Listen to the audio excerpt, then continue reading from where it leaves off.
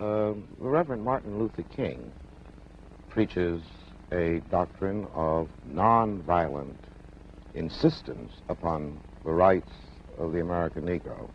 What is your attitude toward this philosophy? The white man pays Reverend Martin Luther King, subsidizes Reverend Martin Luther King, so that Reverend Martin Luther King can continue to teach the Negroes to be defenseless. That's what you mean by nonviolent. Be defenseless. Be defenseless in the face of one of the most cruel beasts that has ever taken the people into captivity. That's this American white man.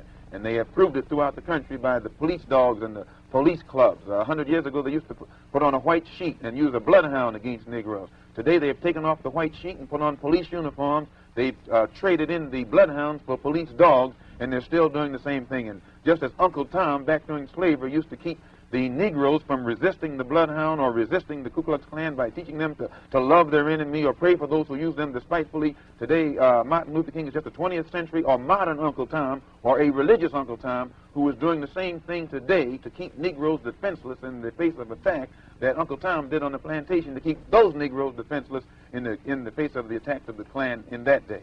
But the goal of Dr. King is full equality and full rights of citizenship for Negroes. The goal of Dr. Martin Luther King is to give Negroes a chance to sit in a segregated restaurant beside the same white man who had brutalized them for 400 years. The goal of Dr. Martin Luther King is to get Negroes to forgive the people who have brutalized them for 400 years by lulling them to sleep and making them forgetting what those whites have done to them. But the masses of black people in America today don't go for what Martin Luther King is putting down. As you said in one of your articles, it's psychologically insecure or something of that sort. I forget how you put it.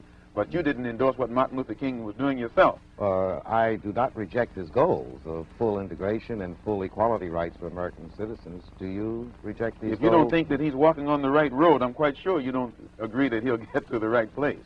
And if you would classify his method as psychologically unrealistic, I think that if a man's method is psychologically unrealistic, which means the road or the means or the method that he's using, I think as a psychologist, you'd be very doubtful that he would reach the right goal.